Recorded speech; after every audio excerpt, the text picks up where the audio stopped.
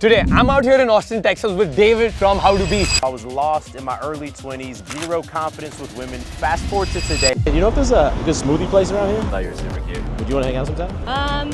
Sure. Do you have Instagram? Oh yeah, what's your Instagram? What's your phone number? 70. I've built multiple seven-figure businesses. I met my dream girl, married her, built my YouTube channel to over 1.5 million subscribers, and we just built this dope house down in Austin, Texas. What were some of the red flags that you were subconsciously maybe just thinking about? I'll talk about the ones I was looking for, but the ones that now maybe I would look for. With a couple of friends in India as well, they get a girlfriend who's bisexual and then they do threesomes with them. A lot of marriages are ending badly. A lot of it is people don't just like...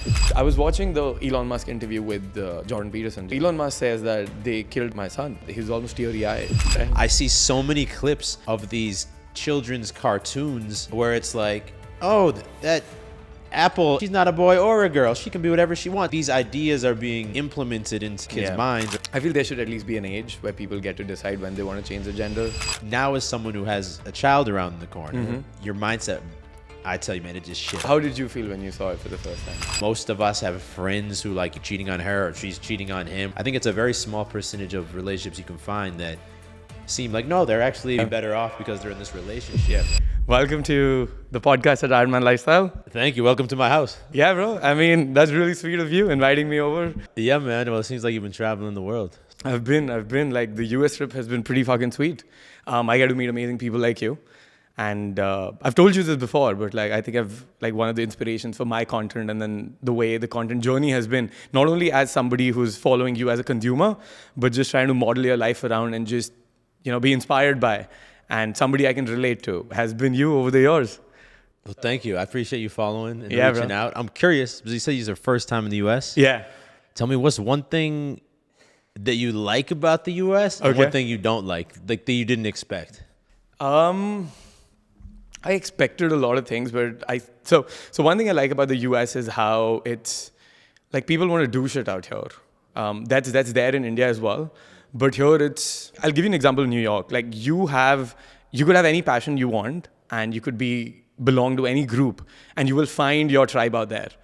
So there is something for everyone out there and people don't give a fuck as much as they would do back home in India.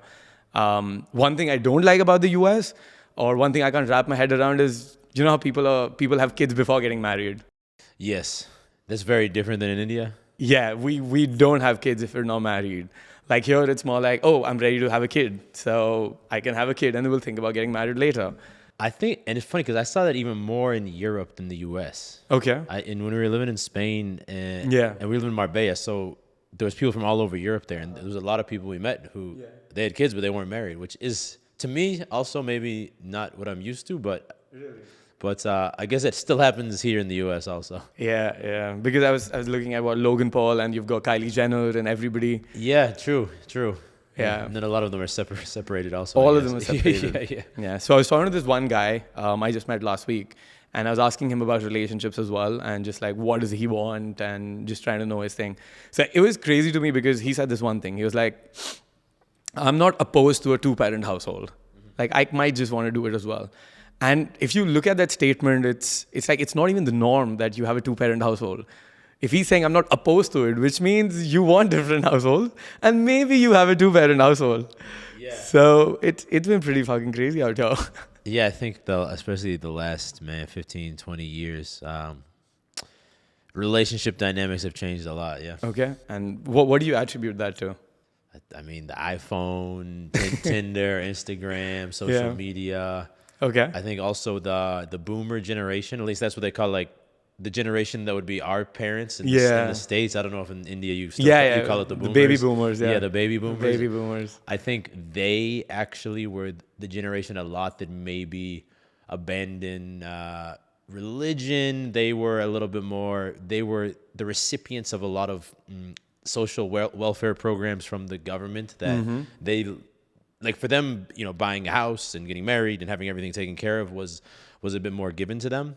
Okay. And I think that I don't know, they were also the generation that led to the normalization of divorce, I think. Oh. So I think that our generation a lot is maybe the byproduct or there's things that happen now, right? A lot of times you don't see the effects maybe until 10 years, 20 years, 50 years. So I think a lot of the things that happened during their lifetime and their generation is now materializing more obviously now. Oh yeah. Another thing that you see out here. Okay, so firstly, what's the divorce rate in the U.S.? It's pretty high, right? I'm not sure exactly what it is. Okay. People say it's over 50%. So I that's like the statistic that people say. I'm not sure if that's, because when I looked it up myself, you find a lot of different statistics, and I don't know if that's of every marriage that 50% of them have so far ended in divorce. I don't know the exact stat, but it's higher than it should be. I think we can say. I think a lot of it would be also just people remarrying and then divorcing, because if somebody has the first divorce, it's highly likely that he's going to have a second and a third one.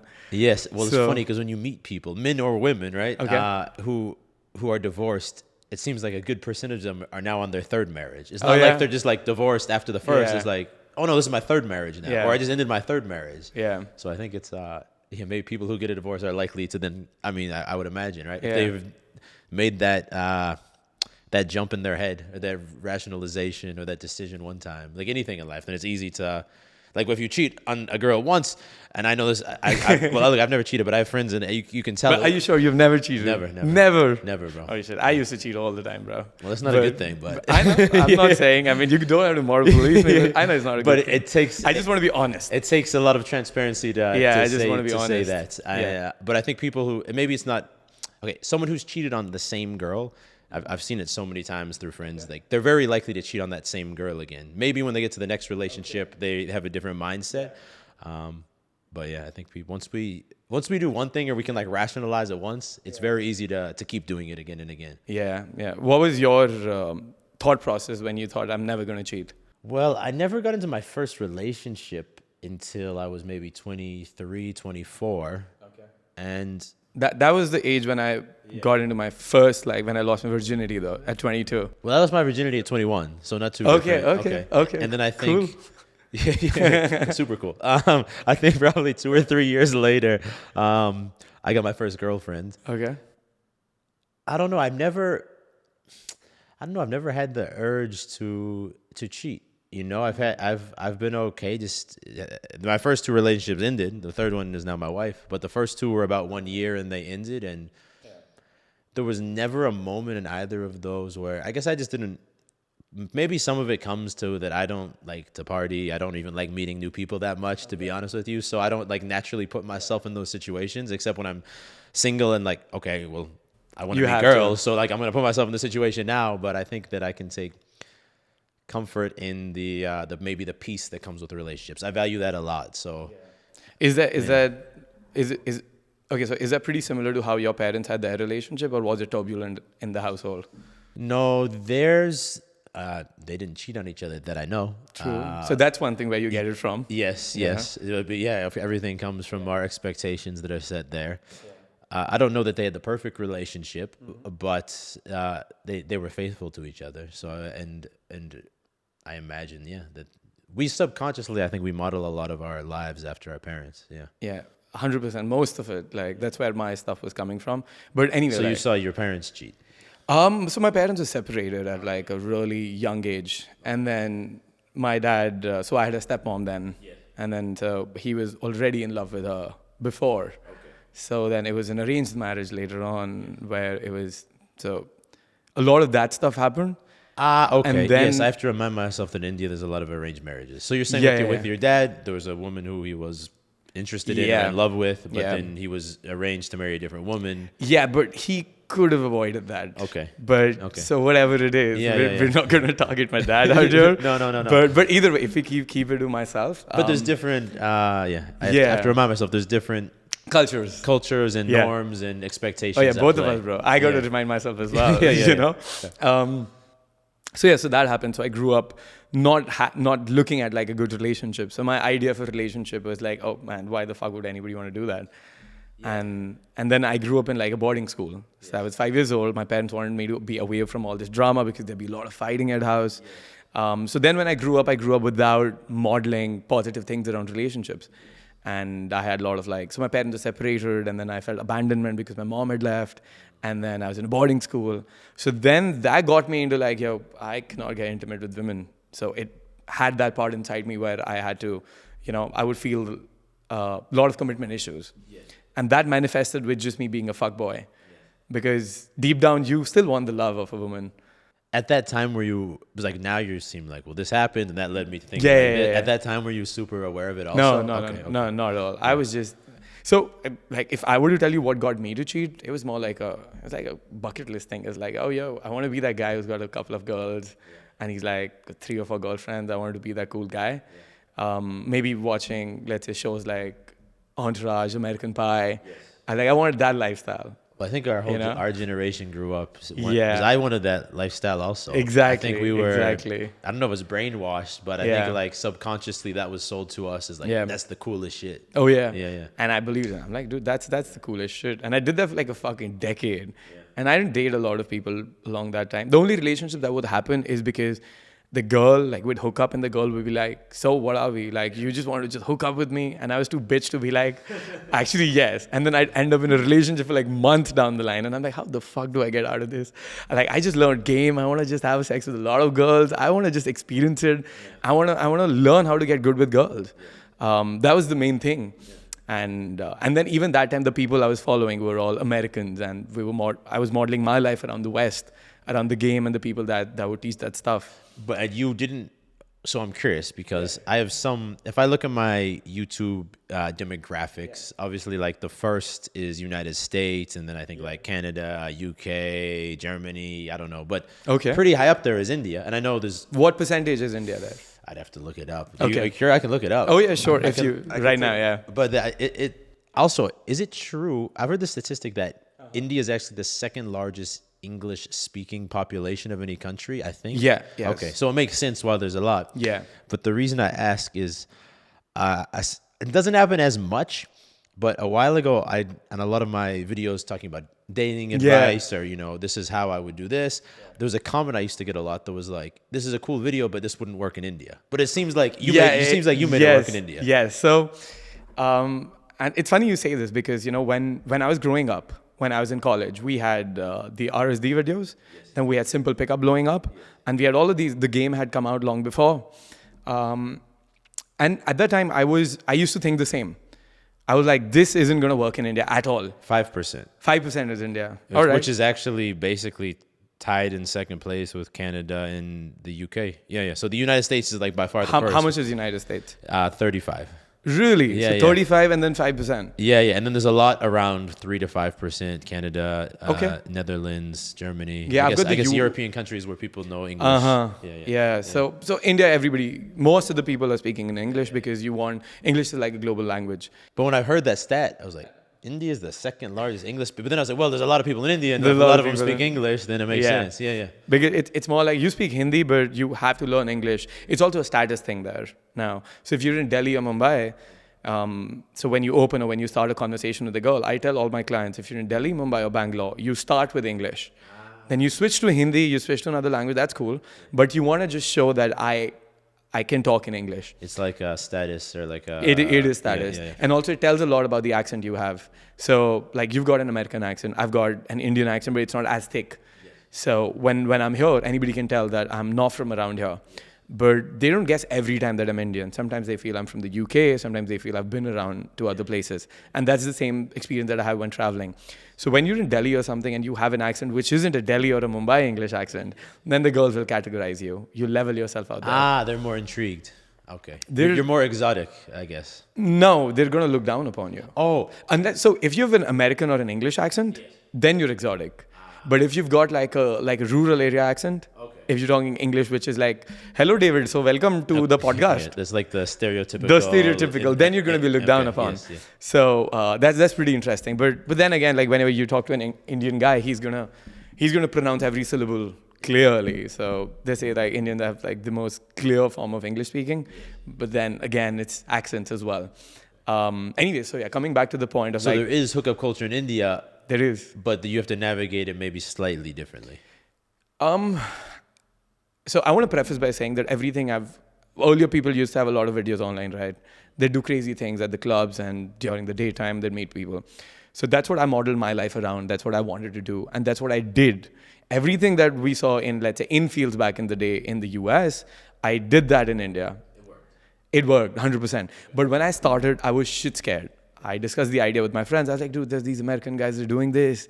And they're like, bro, you're going to get beaten up. You're going to get slapped. These are the messages I see. I Yeah. mean, the comments, You're maybe gonna, not as much, but I used to see these a lot. yeah, you're going to get arrested. All of this is going to happen. But then it was also that idea of, I heard Tony Robbins talk as well. And he said it beautifully. So he gives the example of the 4-minute mile by Roger Bannister. So he said there was a point in time where it was impossible for somebody to break the 4-minute mile. You cannot run a mile in 4 minutes. But then the first person did it, Roger Bannister. And then a bunch of people did it, right? 30 people did it the same year. Yeah. So I was like, just because nobody does it in India does not mean it's not possible. It's just that no one's done it. So it's like a convenient story kind Yeah. of. Oh, no, it's not going to work here. Yeah, no one's doing it, so it's not going to Yeah. work here. But I've also heard people, now the funny thing is, I also hear guys saying it for like, it's not going to work in, I don't know, Luxembourg or something. I'm like, okay, bro, whatever. Like, Women are the same everywhere. Like, they're different, of course, but they like a confident man. They like somebody coming up to them. They like somebody who can make them laugh. So had my own ears, but then we figured it out. And I think it was two things. One, I literally wanted to hold myself to a higher standard. I did not want other people to dictate how I want my life to be. And second thing, I was just horny as fuck. I was like, I need to get this to work. Yeah. And I just want to meet a bunch of girls. So it was a combination of the two things that made it work. Once I was at a stage I could pull every night from the club was when I started coaching. And that was in 2016. So now we've got a bunch of people in India trying to teach game and trying to talk about confidence. But then I've been doing it for 8 years, and now there's like somebody they can model behind. Yeah. And I like it. Of course, there are a bunch of people who are not doing it the correct way. And that shit scares me. I look at that and I'm like, dude, they're going to get me fucking canceled. Like, you're creeping girls out. So I wish they would have like a better way to do it. But you've had a journey in dating as well. Yes. Yeah. How is that for you? Because you say you're an introvert. And then you would still go to the clubs. You'd still go to malls and talk to people. Yeah. I mean, it was, well, at that point when I was getting into it, there was no Tinder. I guess there probably was Instagram, but it wasn't as much of a, well, I didn't have an Instagram because I wasn't like worried about it. I don't think that it was as much of a dating app as it can be used as now. Yeah. So I had the pain of not having any women in my life, having graduated university and not taking advantage of that environment where there's a lot of women. Oh, yeah. Maybe my last year I started a little bit, but then I graduated and I was like, okay, and now I don't see women on a daily basis anymore. I go to work, I come home, I go to the gym, and maybe I see a couple of girls. So I was very much afraid of I'm never gonna have a girlfriend, and that seems very lonely for the rest of my life. Yeah. So all that pain had built up. So I was like, well, I have to go where women are, and I think especially in 2012 to 2016, that was still like the bar was the place you go to meet girls. I think it's changed quite a bit now in 2024, but at that point, that's where you would go. So even though I kind of hated bars, I sucked it up. I mean, luckily I met a few guys who were trying to do the same thing, and I sucked it up, and we just go to two nights a week, go out and talk to girls. Okay. That's how I met my first girlfriend. Yeah. And then now you're married. Yes. Okay. So, and then you've got a kid on the way. On the way, yes. Yeah. So how did you meet Julia? She was okay. So this is now I met her 2017, the end of 2017. The end of 2017. So it's been the end of 2016. The end of 2016.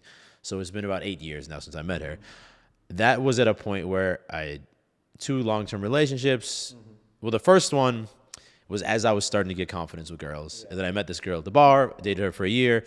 I just wanted to exert the muscle of talking to girls still. So I wasn't cheating, but I wasn't like fully invested in it because I was kind of just, my mind was, I want to try. I had finally got some confidence before I met her, and I was like, but I haven't had a chance to flex that muscle yet. So after her is when I kind of went into going overboard, dating a lot.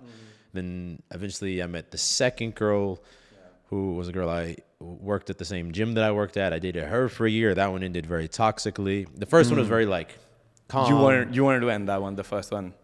But she ended the first one. It's a funny thing. Okay. She ended but you were in the personal development journey at that time. Yes. Bettering yourself. Okay. Yes. And I kind of neglected it to the point where she felt like, because I was talking about moving to California and these things, but not including her in the plans. And she was like, all right, like, I don't know what you're thinking, but like, I'm looking for something serious. So she broke up with me.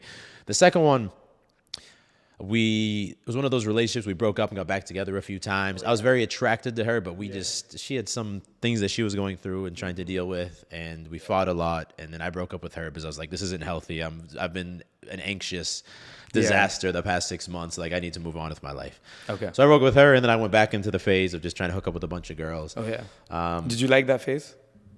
Yes and At no. that time? Yeah, yes and no. I mean, I Okay. think What didn't you like about it? I'm still somebody that really values this, like, a peaceful routine. And in order to hook up with a lot of girls, you have to schedule dates and to be texting girls. And then if you're seeing multiple girls at once, you have to be texting now multiple girls. Or it can get very chaotic. Yeah. And I really didn't like the chaos of it. Yeah. But I really enjoyed the validation at that time that I was getting from continually proving it to myself that you can do it again and again and again. I think it was more that. It was more that it was filling some, like, well, I thought it was filling some void inside of me, even though I think I probably went down that road a little too much. But then I met Julia. At that time, I still wasn't looking for something serious, but she went to the same gym as me. We lived like You met her at the gym? So we matched on a dating app. So we'd seen each other at the gym. Okay, We matched on a nice. dating app. We set up the date. And we realized we lived like 5 minutes apart. So at first, it was a little bit more casual, just convenience, the proximity. Yeah. And then after, I think maybe 4 months, we didn't really make any type of commitment. And maybe we even stopped hanging out a bit because I was traveling, then she was traveling. But then we just it was one of those, that was the first time that it was like, the first girlfriend, I'd never had a girlfriend. So I think when that opportunity arose, I kind of like clung on to it. Like, I have a girlfriend. Yeah, I have it locked yeah. down. The second girlfriend, I think at that time I had the first girlfriend, then had a bunch of hookups, and I just thought this girl was like so hot. And that one also, I kind of clung on to it. I think the third relationship with Julia was the first time where it was almost like I was saying, no, I don't want to get back into another relationship. No, I don't want to get back into another. No, I don't want to. But it was after 4 months, I was like, man, it seems like I'm doing everything to avoid this, even though it seems like the obvious route this is the one to give a chance. So eventually we decided to give it a chance. And it was pretty organic. Yeah, exactly. If anything, and she had gotten out of a long relationship not too long before. So if anything, both of us, like, we had talked about it, but decided like, no, we'll just we don't need to make any commitments here because that's not what I'm trying to, dive into the business. She's like, I just got out of a 5-year relationship. I just don't know right now. Yeah. But then after 4 months of just seeing each other a lot, we were like, you know what, let's give it a shot. And then after that, it's gone pretty smoothly since. So I feel like talking to you, a lot of it has to do with why you valued relationship is because you saw your parents being together. So you wanted that. Yes. With a lot of people, like for my example, or a lot of people, how the culture of the US has shaped. Yes. It could be that it's because they never saw a good relationship between their parents, and which is why they're modeling their life to, let's say multiple girls. So one thing that's trending, and this I've seen with a couple of friends in India as well, is so they get a girlfriend who's bisexual, and then they do threesomes with them. Yes. And even I think one of the dudes is married even now, and I think they're pretty open. Yes. And there are talks about the A-list actors also doing being in an open marriage and everything. Yes. And it's just funny to see that it's similar how their parental relationships are. They're chaotic as well, and that is why girls are like that, or guys are like that. And then when I talk to you, you seem like you wanted that. You were very clear with it. But then the modeling around game or around, dating and around American Pie and the entourage and everything just made you go the other way. Yes. Yeah. Well, and also just not having any natural success with girls through my first 21 years. That, and while seeing my friends, because I was seeing the American Pie and the entourage, but I wasn't living that life. Oh, yeah. Whereas, my friends or some of my roommates in university, they were living that life. Mm-hmm. And that would be in my room, hearing them hook up with a girl, right next to you. Yeah, man. That's crazy. That's painful, right? That's at that painful, age too, is I'm I can't even do this if I wanted to. Yeah. So yeah, it was a combination of those two forces. But I think once I proved it to myself, yes, I had an idea that I wanted a monogamous relationship. Mm-hmm. I just had to first prove it to myself over and over and over again that no, you can do this if you want to do this. But I do think there's very few examples of positive, healthy relationships. A lot of us from our parents, but even not from our parents. Every celebrity is getting 8 marriages. Yeah. Most of us have friends who he's cheating on her or she's cheating on him, or they break up and get back together, or they get married and they have a kid, but they're fighting all the time. Yeah.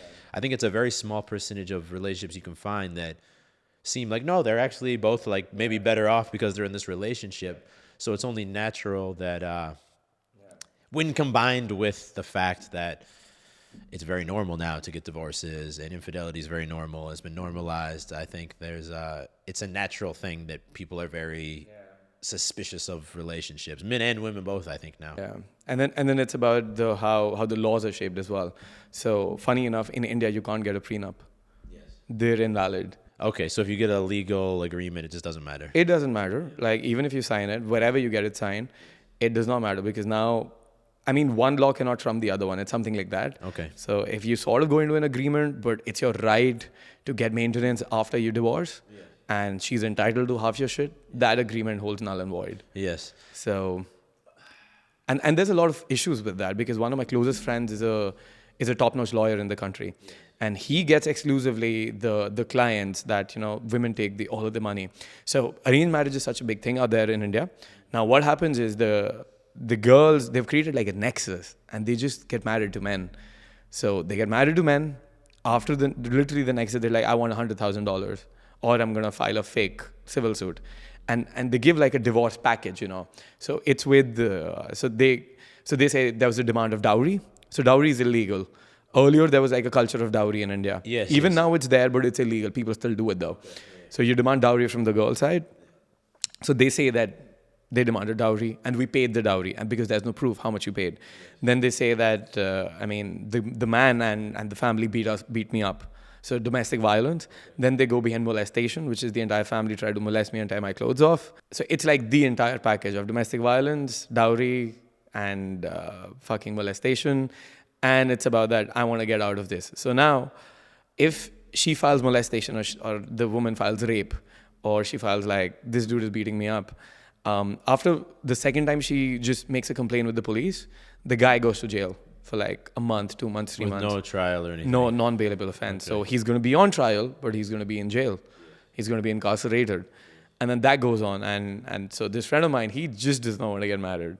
He's like, bro, I am not getting married. I'm going to have kids. So he travels around the world. And he's like, I'm going to find a woman. I'm going to have kids. I just don't want to have the legal...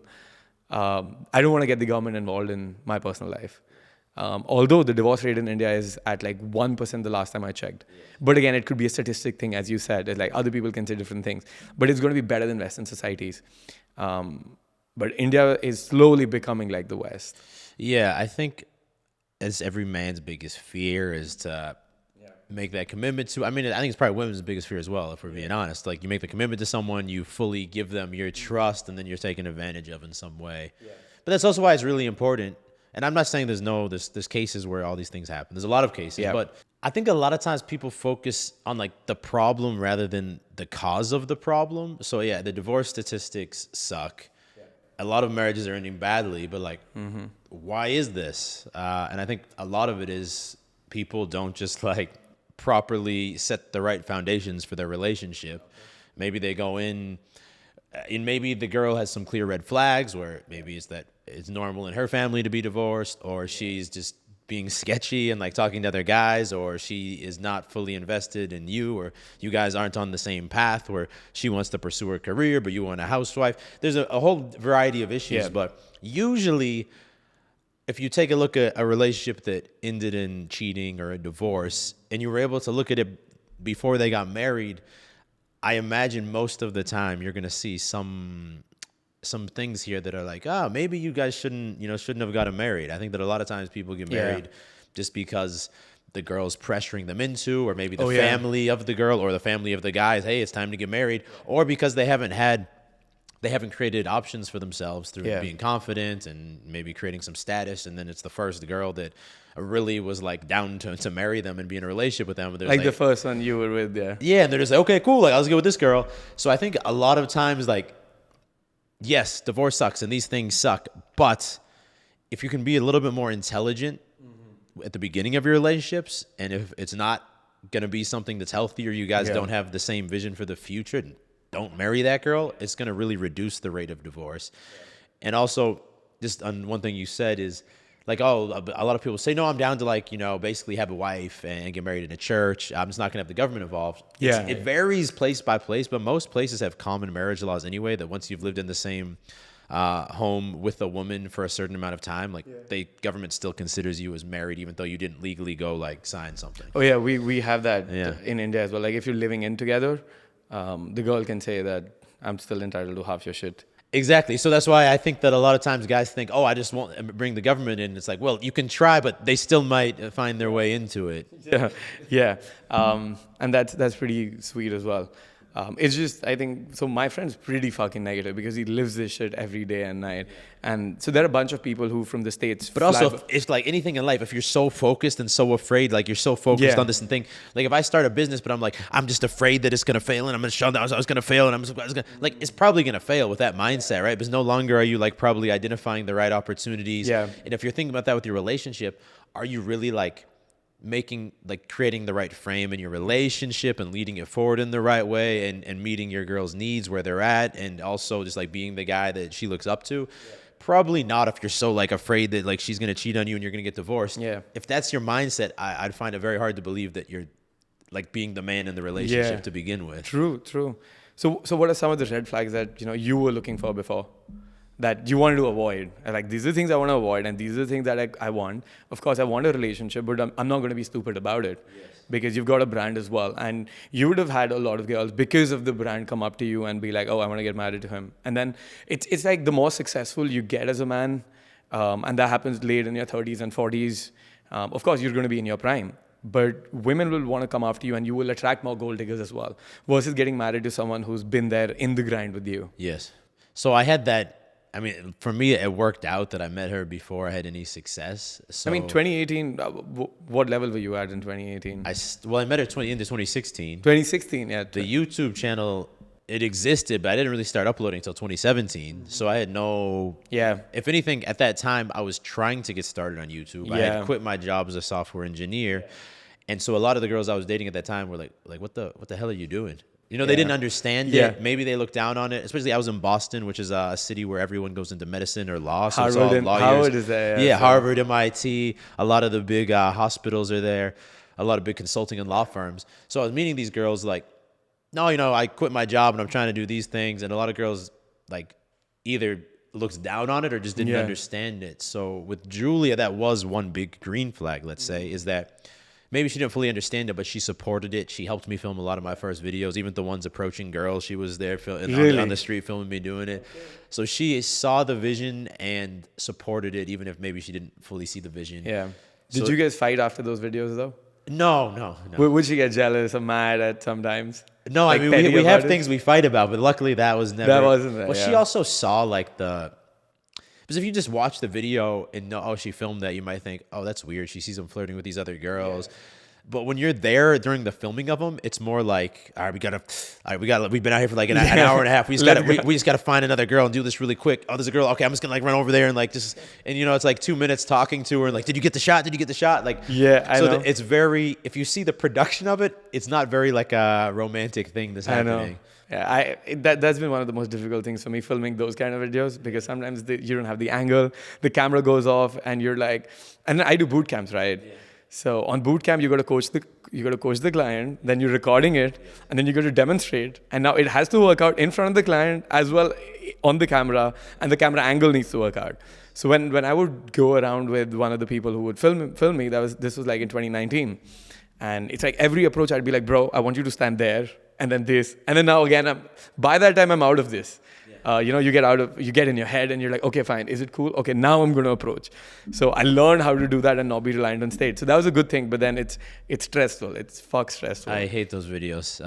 I built my channel on those videos, but I did one 2 months ago in Miami with Coach Kyle. Oh yeah, I saw that one. Yeah. That's the first time I've done it in like 3 years, and bro, I mean, it was fun. It was fun. I haven't done it in a while. It was fun doing it with a guy who I just met and like hanging out. But even that, like, it was fun. It was cool for the video. But it's a pain in the ass to film it. And it's not even because it's going and talking to girls. It's because you do a really smooth approach, and then I look back and the camera guy's like like all these people walked in the way, bro. Like I couldn't get the shot. Yeah. I missed the open, bro. I don't have the first 30 seconds. I'm like, bro, what the fuck? Or you're watching it back, and he's just like, yeah, people were walking in the way, and the whole camera's just like, I mean, I can't put this on YouTube. Like this doesn't work.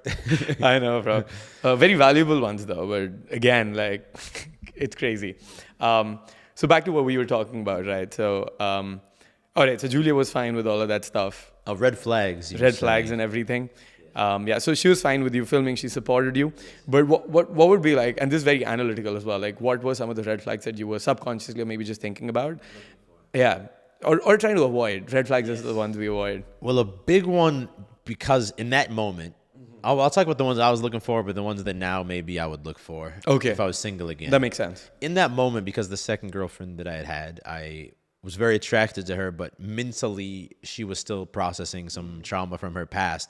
Yeah. That was the big thing I was aware of at the time, was like, I don't want to become invested in another girl who has some like mental health issues that she's still working with. Nothing, we all have our own issues. Like, I'm not talking down about people with mental health issues, but I didn't want to be the guy who then had to deal with cleaning up that baggage, because it may or may not work out, right? Like they may or may not change. They may or may not make the change. I feel it's a self-esteem issue as well, and I'll harp on this a little bit. So when you go through trauma, and so for me, it wasn't just like I woke up one day and I'm like, okay, now I feel like I've been chasing validation. I've been chasing women. I need to change. Yes. So I went through a lot of healing. I went through a lot of spirituality and literally confronted all of the memories, all of the emotions and everything that came up. And it took me, so I got into inner child healing and that kind of stuff, yes, where I wanted to work on this part of me in 2017 around. 2017, 18. And then I did that work for like 3 years and 4 years. And then now, the past almost 2.5, 3 years, I've been in like an exclusive monogamous, non-cheating relationship. That's good. That's good to know. Yeah. So, but that didn't come easy. Like I would feel suffocated in a relationship. Like literally, I remember talking to this one girl and crying about it. I'm like, and she would not leave me. I'm like, baby, please just let me go. And I started crying. I'm like, and she's like, I don't understand. We're in love. I'm like, yeah, we're in love, but I can't. Yeah. So it was physically suffocating. Yeah. And anybody would be like, girls would not understand why I'd want to break up with them because things were perfect. Anytime things were perfect is when I would break up. And not like it's going worse. So I've had beautiful women be very supportive. They were like great. But it's just like, I just wasn't the right guy for them. And I was dealing with my own shit. So when we talk about that thing, so there's one thing that I learned, which is you'll always fall into either a victim or a perpetrator or a savior complex. So it's like the trinity that's there. So if you've gone through trauma at home, like let's say your father beats you up, you're victimized there. For you to feel the power back again, that is the only thing you know how you'll feel the power back again. So which is why boys, when they're in school, they turn into a bully. So bully usually has an abusive father at home. So he moves into the perpetrator cycle. Or you move into the savior cycle, like victim, perpetrator, or the savior, which is like, I had this thing happen to me, so I'm going to be sure that this never happens to anyone else. Yes. So because you cannot save yourself, you find other people to save. And actually, it's the pain inside. And because that makes you feel like you're not good enough, you cannot save yourself, all right, fine, let's save someone else. So then people go into that relationship where they want to help the other person. But it's coming from that place of hurt and that place of low self-esteem. So you cannot hold yourself up to that standard of like, okay, it's going to be a win-win relationship. It's not going to be like, I'm going to lose and I'm going to do everything for this person. So, I mean, you realizing at that point also tells that you had good self-esteem because you would not have realized that otherwise that. So. Okay, yeah, I see what you're saying. I'm saying like you came from a point of good self-esteem to even realize that. Yes. Otherwise, you would have gone into like a savior complex. And like gotten some validation from being the powerful savior person. No, correct. Yeah. No, at the time it was just making me so anxious because I was just, whenever I wasn't with her, I was like, I'm gonna get some text message that she's having some episode and whatever. At first I was like, maybe she'll get some help and she'll want to change, but nothing was changing. Yeah. So at the time, that's what I was focused on, just because that was what my most recent relationship was. And so with Julia, that wasn't an issue, A lot of people have passed trauma. Basically, all of us have passed trauma. But some people have, maybe learned how to live life in a healthy way with it. It still affects them to some extent, whereas other people, they're still clearly like ruled by or having one of those reactions you mentioned to the trauma. Oh, yeah, dude, that was crazy. I think if I was single now, though, well, there's two things. I'll say if I was single now, but like no, not the advantage of having some status, because luckily, things have gone well the last in 5 to 8 years, and I know that would make things quite a bit easier to like DM some girls on Instagram or something. Yeah. But without that, I think what guys need to be aware of, or what I'd be looking out for, is just trying to find girls who are actually like serious about giving you a chance, because there are so many options, especially for women with Instagram, dating apps. So a lot of girls are going to fall victim to like the validation trap of, even when they're dating a guy, they still like getting these messages and talking to these guys, and they may not be able to unplug themselves. And maybe that doesn't come from a bad place, but it's basic human conditioning, right? That like, if they're used to a lot of guys sending these messages, trying to hang out, some part of them enjoys that. It's probably hard to let go of that. So I'd be looking for girls that after a few dates, because a lot of this is something I feel like you just subconsciously feel. You feel that, hey, this girl's actually like, giving this relationship a chance. She's not 1 foot in the door, 1 foot out the door. That's the main thing I'd be looking for. If you think that she's still looking on dating apps, or she's still really trying to get other guys' attention, that's, especially now, given the current reality, that's the biggest red flag that I'd be looking for. Girls who are actually like actively investing into hanging out with you, rather than, but I feel like they can go two ways when you're in the first stage of dating. The first one is the more common one, unfortunately, that you still feel like you're like trying to win her over, and she's still maybe pretending like she doesn't want to hang out with you that much. And that's normal, like the first 2 or 3 dates. But if it still feels that way with a girl after like a month, you don't want to be chasing her forever, bro. I think that some girls, you'll notice that after the first 2 or 3 dates, they actually are now, they're investing actively. They're happy to take a part. They're happy to make you feel wanted, and those are the ones that I'd pay a lot more attention to. And then they actively do not respond to those guys who want to hang out with them, because and they don't use it as like a tactic of jealousy, of like, because some girls, even if they don't want to, they probably are getting this validation, and then either they're replying to them or they're letting you know, and like, oh, I'm still wanted about these guys. Yeah. I've had clients who tell this all the time. They're like, bro, I was out on a date with this girl, and she's like, so cricket is huge in India. It's like the biggest sport. So they're like, oh, this cricketer is texting me. He wants to meet me and everything. And the guys go in their head. So it's basically a shit test, but then they lose it. They're like, oh, okay, oh, nice. Well, on the first date, that's not necessarily a red flag. That's just more a shit test. It's more of a Obviously, shit test. if it's like 2 months after dating her and she's saying this, like, well, why are you then it's fucked up. Why are you talking to some guy who's texting you? Yeah. And that's pretty similar with my girlfriend as well. She's close friends with a bunch of cricketers since she was younger. So in India, you have, if a girl comes from a small town, she could be like a gold digger and everything. But if you grew up in, let's say, Delhi, Mumbai, and you're in the elite circles, you will grow up with all of these people in the same circle. So she knew a bunch of them, and she was talking to a bunch of them, and very famous ones, like the ones I would be looking up to. Like, this is fucking amazing.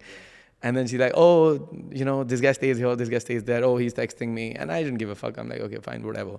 But after a month, I was like, yo, I mean, that shit's not going to fly.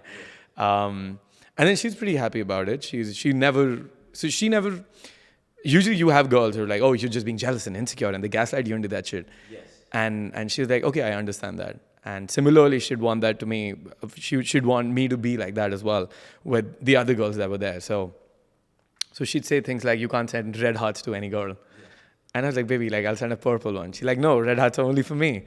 So I was like, okay. And then slowly down the line, as and when things started getting serious, I sort of withdrew my attention as well. So yeah, I mean, I'm not talking to any girl on the side. You know how women have backups mostly? I don't think, I used to have that earlier. I was like, and I didn't have even a muscle of control as much. Yes. I'm like, bro, I mean, this is what I've worked so hard for. This is what I fucking want. What the fuck am I doing in a relationship? Yeah, I think the idea of having backups, it's a more feminine thing, because when you have a backup, it gives you this comfort, and comfort is usually something women desire, right? So if a woman has their main guy, but then she has like the backup guy who she still texts or like replies to or likes his stories or whatever it is, she's doing that because it's some layer of protection that if you left her, she's not as hurt because she didn't fully invest into you. So it's obviously a shitty thing, and if you notice your girl is doing something like that, well, they might do it by default because in past relationships it's okay. The important thing is that you say it, right? Because a lot of guys are like, oh, these girls are screwed, and you know what? Yes, but all these guys are screwed. We're all kind of a byproduct of all these shitty things that have developed over the last 10 or 20 years. But what's more important than her doing these shitty things is how she responds when you tell her, hey, when you set the boundary and say, hey, I don't know, maybe in your last relationship that was cool, but with me, that's not gonna fly. And then like now is the test of if she's a shitty girl or not, right? Because if she gaslights you and gets pissed off, and maybe even if she's a good girl, she might still do that the first 20 minutes, and then 30 minutes later come back and be like, okay, I understand. Like I'm just not used to being put in my place. You need a lot of maturity for that as well, you know? Yes. Like you got to be... But you have to go into relationships with girls expecting to have to say these things and then expecting them to get mad at first. But then the real test is, okay, tomorrow now, how does she reply? Is she cool with it now, or is she still going crazy? Because if she's still going crazy, she's probably not the right girl. Oh, yeah. I've had at times when, you know, a girlfriend would come home and she'd like just be mad at something. Just like something. It doesn't have to be anything that I did wrong. And earlier I used to, you know, get mad. I'm like, baby, oh, you know, what's up? And then that would get her more mad.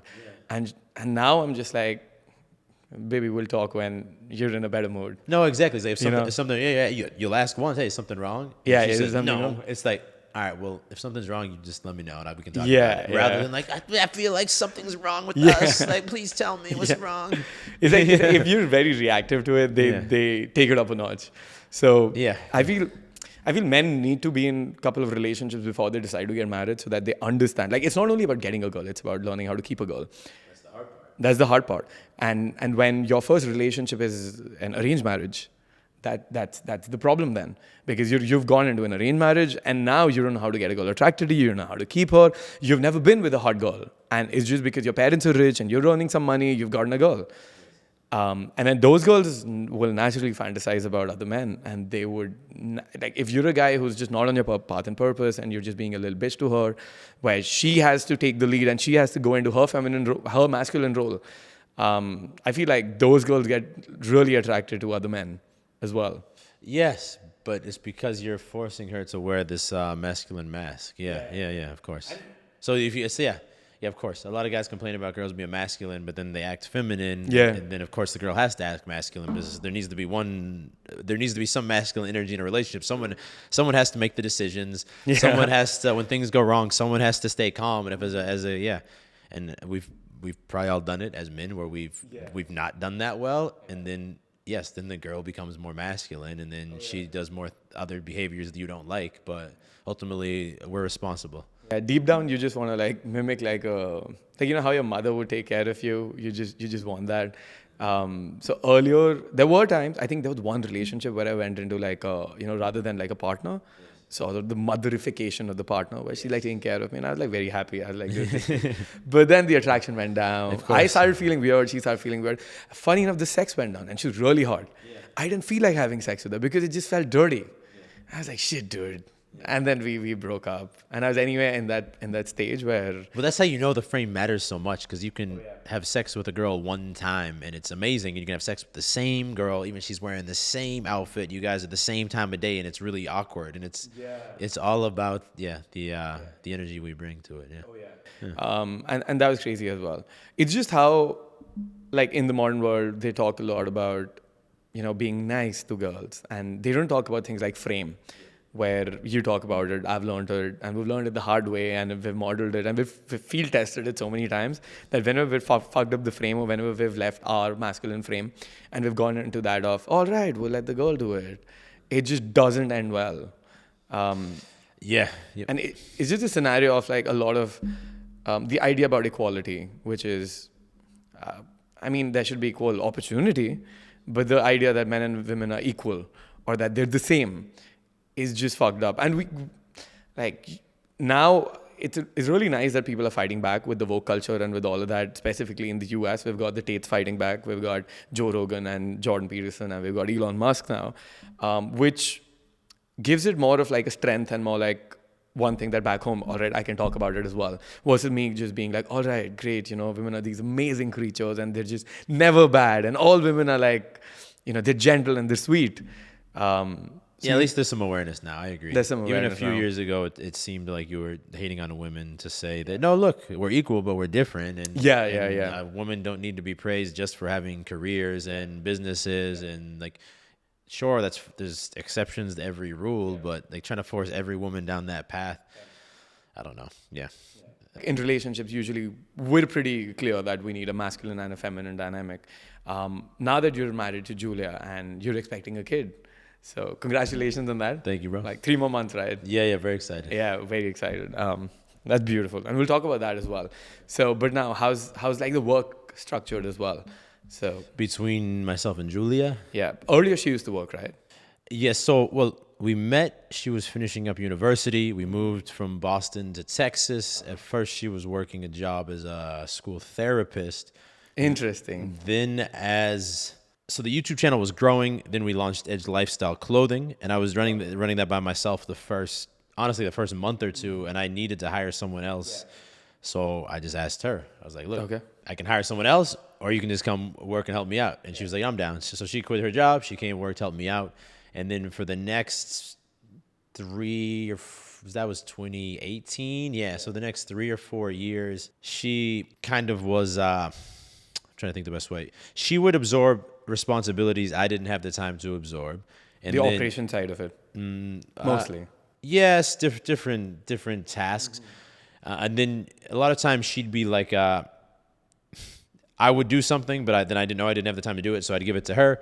And then she would do it a lot of the times a bit like temporarily until then we found the right employee or an agency or someone to handle that. So she kind of worked as like an extension of my brain, I would say, because she was around me a lot, so she understood the business as well. But then, yes, the last year or two, because the business had become a little bit more structured and with the employees and the different agencies You've got a remote team right now. Yes, remote team, and there's some agencies we work with that handle different things. We've intentionally scaled down her work. She still helps. She's still a soundboard. She still gives me opinions on things. She still understands things, but she has basically no like daily workload of tasks. But that's because we knew that she was going to get pregnant and she was going to have a baby, and that is going to be her focus. That's a full-time job, obviously, being the caregiver for a new baby. So it was an intentional. At first, it was very helpful, especially because the businesses weren't making that much money at first. So it was a bit more economical at first to have her help out during the growth. But then, that was a transitional phase until now. It's just nice to hear that as well, because now women mostly have been told that you just need to have a career for you to be someone, and you cannot be dependent on a man. And if financially you're dependent on a man, you're screwed. You're screwed. You're not independent. You're not your own woman. And it's different with you and the dynamic with Julia, where it's. I mean, what do you think about that whole argument, or when people do that? I mean, I'm not a big fan of that argument. I think that the human race has evolved up until this point over how many hundreds of thousands or millions of years, kind of with men and women performing the tasks that biologically they're more well suited to perform. We don't give birth. True. We're stronger than women, but women, I think, they multitask better, so they can be, let's say, cooking a meal and helping the baby, and then they're maybe a little bit more emotionally in tuned as well to like the kids' needs versus us. I think we tend to be a little more clueless in terms of like, I don't know what's really going on with the baby, right?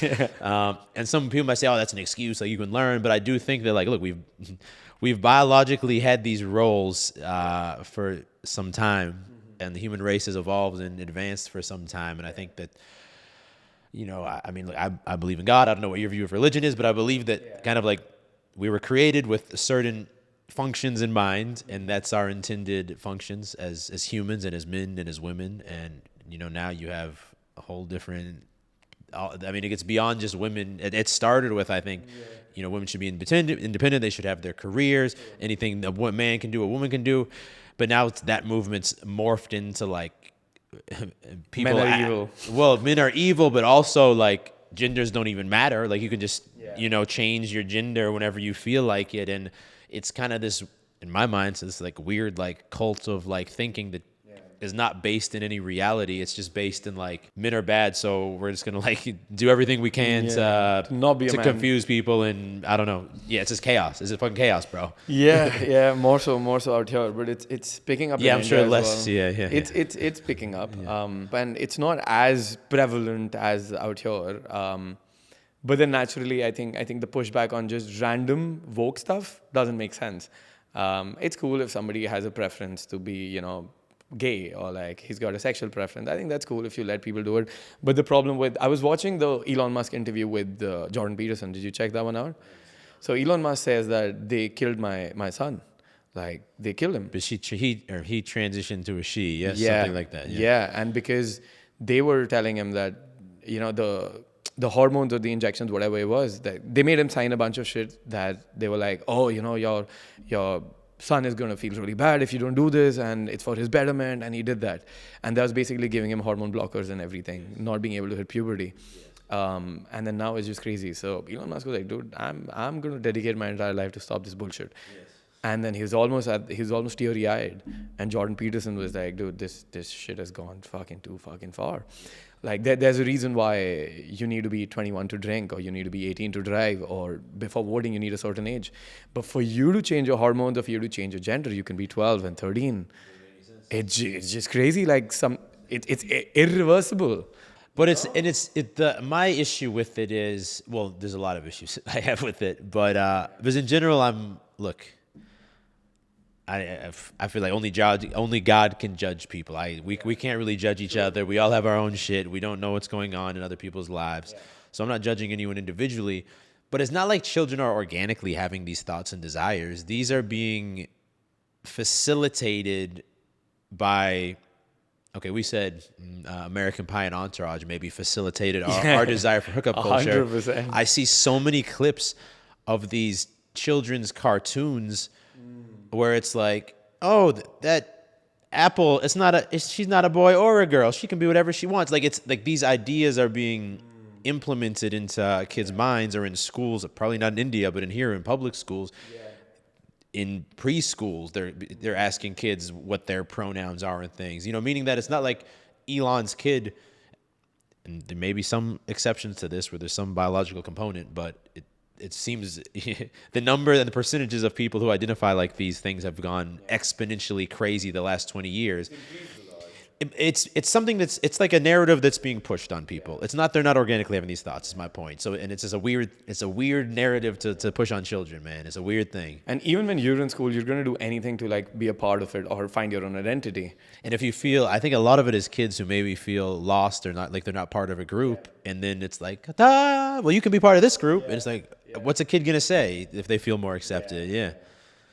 I feel there should at least be an age where people get to decide when they want to change the gender. Yeah, at a bare minimum, man. A bare minimum should be that. And then, of course, like what you want to do with your life, it's perfectly fine. Yeah. But forcing it on other people or indoctrinating other people, I think that's fucked up. And not having a minimum age, I think that's pretty fucked up as well. Well, I think that's where most people, just for the last 10, 15 years, you know, before that, maybe it was more about gay marriage and things. And I think a lot of people's mindset was like, look, people can do what makes them happy. I don't care. But then now it's like, and I'm saying this also as someone who's expecting a daughter soon. People. You know that you're gonna have a daughter. Yeah, it's a daughter. Yeah. Oh, okay, but it's illegal in India. To know beforehand. Yeah. We'll talk about that. But like, go on. Okay. Yeah. Well, regardless if it's a daughter or a son, my cool. point being that now, as someone who has a child around the corner, your mindset, I tell you, man, it just shifts. The moment that you see the first ultrasound when they're checking, and you see the baby floating in the woman's body, it changes how you think. And now, how did you feel when you saw it for the first time?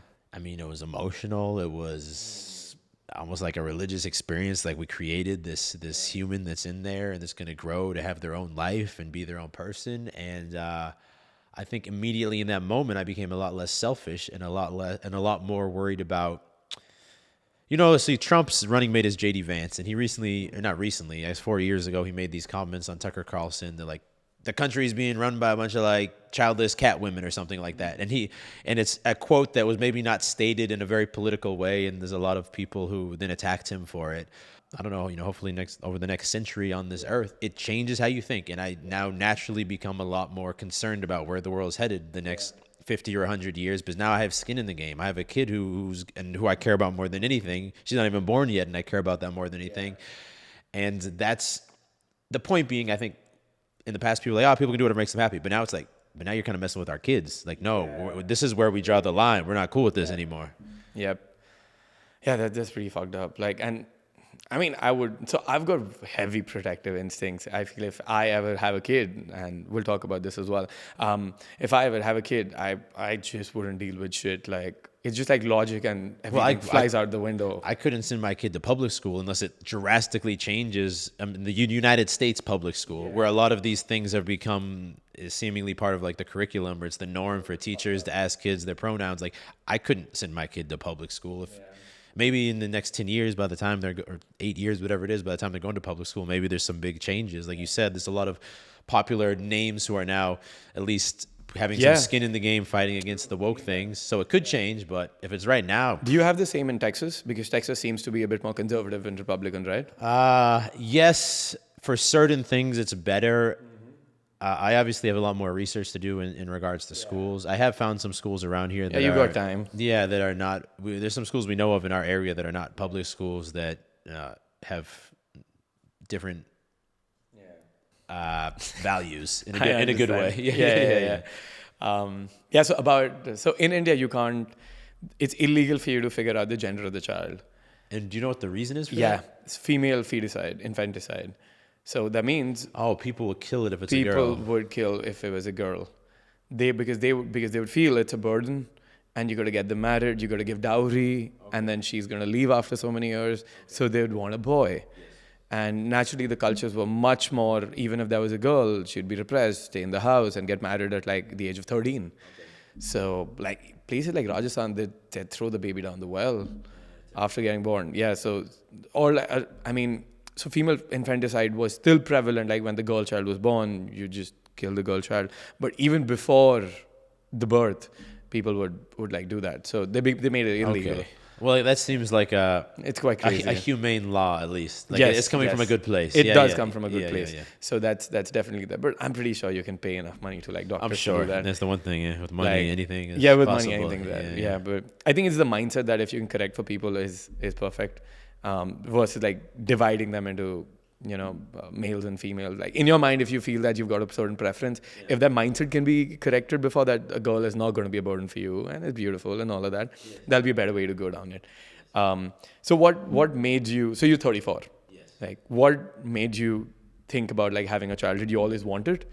I have always wanted it, and to go back to your observation earlier, probably a lot of it comes that from your family and good self-esteem. I grew up with two parents and my brother, and I mean, every family has their problems, but I've always felt like it's kind of my purpose to have children, and keep the world going. Yeah.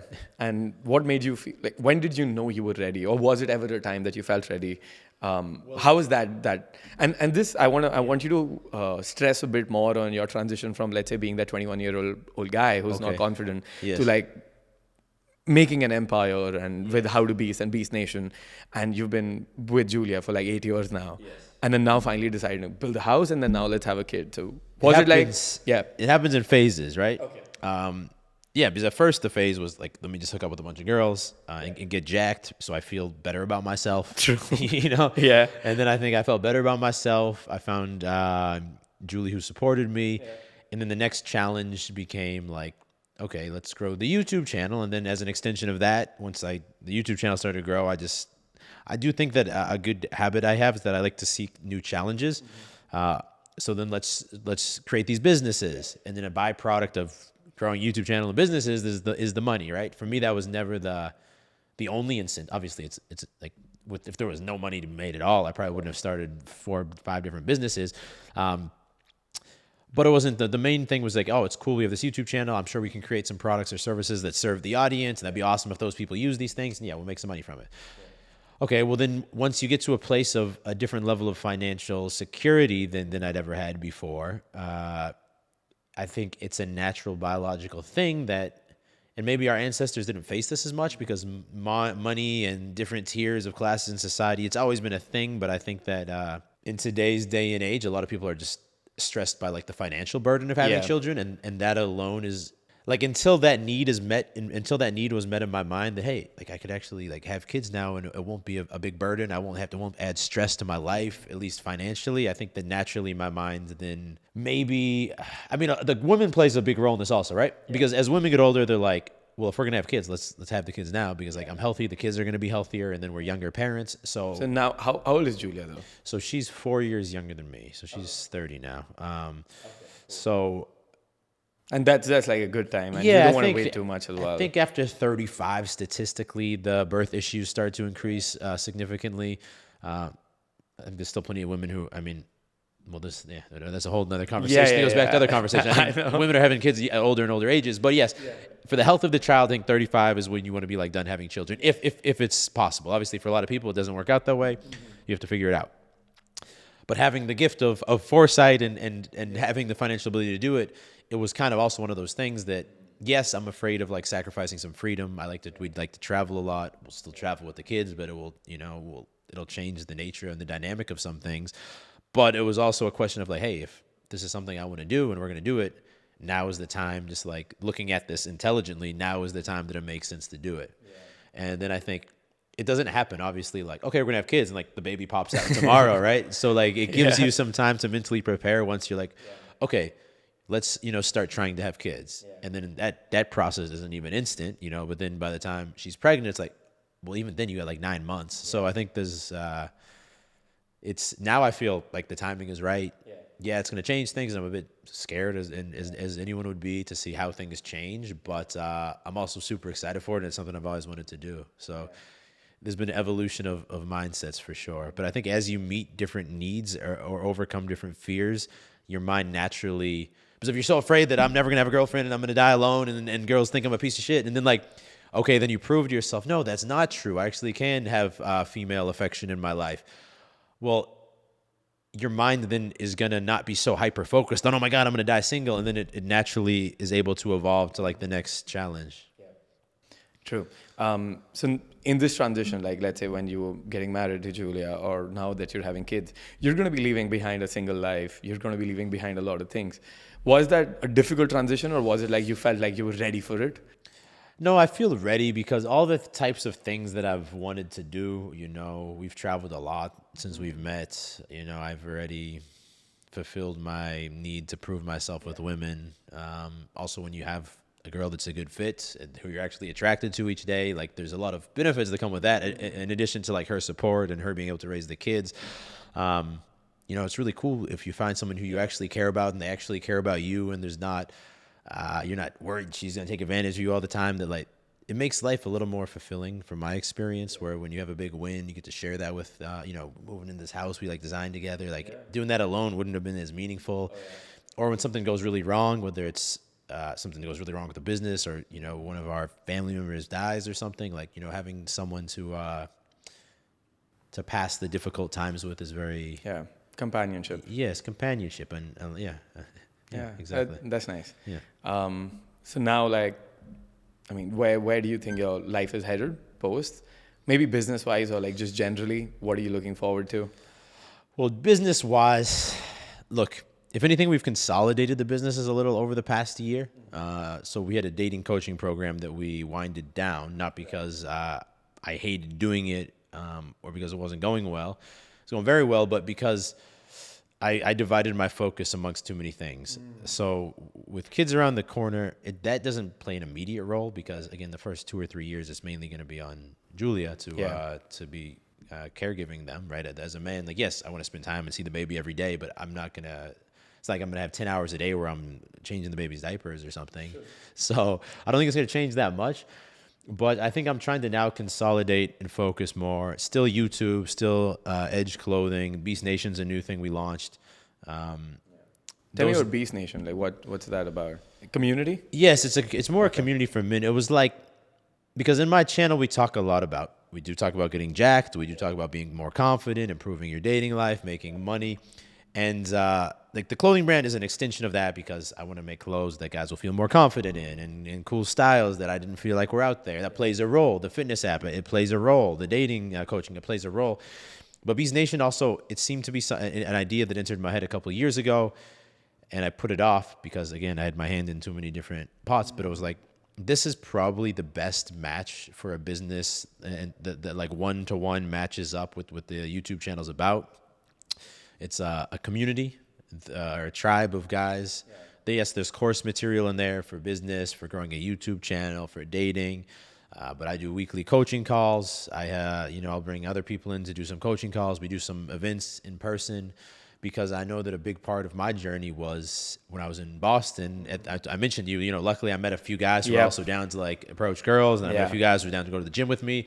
And I don't think that alone we ever really make significant changes in our life. Like you usually need at least that, like even if it was a guy you're like, at the beginning, there's a couple guys I talked to like on Skype once a week because they were also making their own content. But there's something that when you see other guys that are facing the same struggles, and then maybe you see them have a big win. It's like the 4-minute mile, right? I know other guys can get girls, but like, I'm not going to get it. But then if I'm talking to you every week and then you pull this really hot girl, well, now I'm like, man, if he did, of course I can do this, bro. I know him. Like, I can do this. And then you feel shitty about yourself. Like, fuck, he's doing it. What the fuck am I doing? Yeah. You gotta stop bitching about it. Exactly. And I think there's a lot of guys who watch the self-improvement content, but kind of just watch the content and don't do much with it because they feel like they're alone. So that this was meant more to be like a tribe where they can all, talk together, motivate each other, and hang out and push each other together. True. Yeah. Yeah. So now everything that you know about, your journey has been, there's still a lot more to go. Yeah, most of my life is still ahead of me. And yours. Yeah, there's still a lot more to go. But like, what would you say? Because most of our stuff our audience is men, right? It's 95% of men. So what would you say to people? Like, what does it mean being a man? And what have you figured out over the past decade or so? What does it mean to be a man? Well, I do think we'll all have to find our own answer to that question. But I would say that as men, our natural skill set, our natural strength, physical strength that we have, our natural attributes kind of dictate that we need to be shaped through trials and challenges. And without that, look, women are more the caregivers and the comfort side of things, and men, we need to be more the warriors. Luckily, in 2024, most of us don't have to actually risk our life in battle every day. But we still need to fight and find our own way, because I feel like if we don't fight, but we don't have to, right? You can kind of have a comfortable life if you want to. And up until 24 years old, that's the life I lived, right? I went to school and maybe had some challenges with like class or like confidence or whatever it was, but I lived a comfortable life. I would jerk off. I wouldn't really push myself in the gym. I'd play video games a lot of hours per day, and I was just like trying to live a comfortable life. But it just didn't feel right, These things, they're comfortable in the moment, but it didn't feel like I was doing what I was supposed to do. But then there was a switch that went off, and I think a lot of it had to do with wanting women. And that's when I started forcing myself to face the fear of failure with women. And it was a very scary process. But it made me feel alive for the first time also. And then that led into YouTube, and that was super scary. I know you've probably had that when you first film your first few videos and you see yourself and you're like, man, I'm such a loser, bro. Like, no one's going to watch these videos, man. Like, my friends are going to see this and make fun of me. Like, my old classmates are going to be like, this guy thinks he can be a YouTuber. I felt like shit in the starting. But then every time you do something that makes you feel scared and like shit, and then you kind of get past it, there's something that feels right about that. And I think that's what it is to be a man. I think it is to find the next challenge and to make that bet on yourself and to get comfortable failing and falling on your face, but getting up anyway and trying the next thing. And I think that's, for me, what it means to be a man. And because that's also the type of person that I'm going to respect. If I see other people doing this and I'm like, they've had a hard life, or maybe they didn't have a hard life, but they've made themselves have a hard life by creating all these challenges, I respect him. I could trust him to have my back. And guess what? Women are obviously also going to be naturally attracted to that, because that's someone who can protect them and provide for them. And that's someone, you want your woman to look up to you as like a superhero, like a superstar, and your kids too. And if you're just living this comfortable ass life, well, no one's really going to be looking up to you. Yeah. You got to be doing that. Any message you've got for your fans in India, or like what's the perspective of Indian people out here in the US? You want to touch on that? And then do you want to give any message to people what they should be doing? Well, my first message is, as KJ showed y'all, you can do it in India. So I don't want to see those comments anymore about this doesn't work in India. That's my first message. But beyond that, obviously there's cultural differences that I don't fully understand. But I think the same kind of mindset of looking for the next challenge in your life and challenging yourself to do that that would be my message for any man, right? Like you might, a lot of times we feel like shit, and that we use that as a reason not to start because like I just feel like shit anyway. So like, why does it matter? Like, I don't know about you, but I'd rather feel like shit and try to improve my life than feel like shit and not try to. Because I'm gonna feel like shit either way. Why not just try to improve? It's going to be hard either way. Like it's hard being poor, but it's hard trying to be rich. Yeah. It's hard sucking with women, but it's also hard approaching them and sucking with that. So you got to choose your hard. You got to choose your hard. You have to choose the pain. It's either going to be the pain of I'm going to be alone my whole life, or it's going to be the pain of, hey, you seem cute. Oh man, she says she had a boyfriend. But I'd rather have that be the pain that I experience. It's like I'd rather have the pain and some hope that maybe I can make it happen. Yeah. And when I started going out, so one thing that I was inspired by is not to drink when learning to socialize. So yeah, I built that up. And earlier, it's like you see all these guys drinking, and they're like, fuck boys, they're super confident. And they're at this level, right, with girls, let's say, and you're here. And then slowly what starts to happen, you go down, and then you go into a J curve. And then they go like this. And then if you go to like 20, 30 years down the line, now their health is deteriorating. So they're going to go down. And now if you've got that thing sorted, you've done the difficult part, and you've grown as a man, you've developed the skill set, your just trajectory goes up and up and up, and you stop relying on crutches. And then I had that very clearly in my mind, where I've had people who would be like, 10 years back, they'd be like, bro, you're going to get beaten up. Girls are going to slap you. Other men are going to slap you. And I meet them after 10 years. They're like, bro, how come you've not gotten beaten up? Yeah. And they're still in that stage of, that I hate when somebody says, oh, you got lucky with that girl. I was like, bitch, what the fuck do you mean I got lucky with that girl? Or they're like, bro, I got lucky last year. I was like, what? I'm not going to wait to get lucky. I'm not going to wait for that shit. Like that mindset, I hate it. And anytime you ask these natural guys who's amazing with girls, they're like, bro, I went to the club and I was just standing there. This girl approached me and I got lucky. And I'm like, fuck that shit. Well, that's not going to last. I just did a video, actually, the 6 stages of self-improvement. And it was about this. Tell about it. Like, okay. You're going to have to do the 6 stages Okay. Now. Yeah, but you have to go through the 6 stages. Okay, let's The first talk about stage is pain. We all have a different pain. Okay. Some people, it's being cheated on. They got lucky and had a girlfriend they got cheated on, or they just broke up with her. For me, it was more the pain of seeing all these missed opportunities go past me without taking them, and this kind of feeling not respected by other men. So it was without pain, nothing changes, right? Mm-hmm. Without pain, you just keep telling yourself the story. Everything's okay. Yeah. It's all good. Yeah. But when you feel a deep pain, you kind of have to look in the mirror and be like, nah, everything's not okay. Like, this sucks. And some people will end that on that stage, and they'll try and cover up the pain with drugs and porn and alcohol and do anything to kind of cover the pain. So the second stage is realization. And that's when you witness something or you experience something that lets you know that, hey, it actually would be possible to change how this is. So maybe this is your viewers seeing you pick up girls in India, and they're like, well, if he can do it, that means I can also do it. For me, it was reading an old pickup book. I didn't even realize there was such a thing as pickup, and I read an old pickup book called The A Game, and I was like, oh wait, so maybe if I change what I'm doing with girls and I approach things differently, I actually could have a girlfriend someday. So it's the idea that, like, oh, it is possible to improve. Yeah. The third phase is contemplation. I think that's where most guys get stuck who would be watching. Because if people are watching self-improvement content, they've probably had the pain and they've probably realized it's possible to change. But a lot of times they get stuck in contemplation, which is watching the content. And I think a big danger here is if I watch your video, how to pick up girls, I almost get this dopamine hit in my head, like, oh, I know how to do it now. Yeah. Or I watch the new Alex Hormozy video, oh, I know how to make a bunch of money now. But you're not doing, like, and for me, that was a couple of years sitting around just not doing anything, just like watching more of content because it makes you feel good. So the fourth phase is then hustle. So this is actually starting to like anchor these desires to change in daily actions.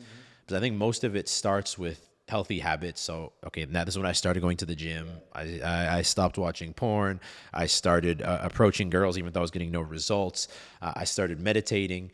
So you start to do actually daily actions that start to change how you view yourself and your energy throughout the day, right? Because you start to do these things, immediately you feel more proud of yourself. Like I'm the man because I'm going to the gym. I'm talking to girls. And a lot of guys don't get there. But even with that, your life's not really going to change because you can meditate and work out and talk to girls here and there, but maybe you don't. So the next stage is to take a leap of faith, because until you take like a leap of faith and bet on yourself, you can be living a healthy life that's mentally better than it was just being in the pain, but you probably haven't changed your life yet. Right. So like taking a leap of faith for me was putting myself out on YouTube because that's something I always wanted to do. Yeah. And I was doing these hustling and these habits, like preparing myself mentally, But still, for a couple of years, I didn't actually like do anything with that motivation and that energy. I just kind of kept hustling. So taking the leap of faith is when you actually place that bet in yourself. Maybe you quit your job or you move to the city that you want to move to. Yeah, You start it's the like- YouTube channel. Yeah, it's like you've got a morning routine. You do all of these things, but you don't get to work. Yeah. You just do the morning routine. You meditate, Yes. you do a cold shower, you Exactly. go work out, but you're not working. No, exactly. The morning routine is good, especially at first Yeah. when you're trying to change the identity. Yeah. And that it's a small step that starts to build confidence in yourself because I'm doing the things I said I was going to do. But yeah, with the morning routine alone, nothing changes. It doesn't. So you got to place the bet on yourself and take the leap, which is, Yeah. for us, maybe it was putting ourselves on YouTube. Uh-huh. For other people, maybe it's trying to start a certain business or quitting their job or Yeah. moving to a different city. But it's actually doing the thing that you've been afraid of doing. Everyone who's watching, or whatever talk- you talking know. to the first girl, doing the first approach. Yes, maybe that as well. Yeah, doing the first approach, putting yourself out there. And then the sixth stage is essentially reaching like the success and the results.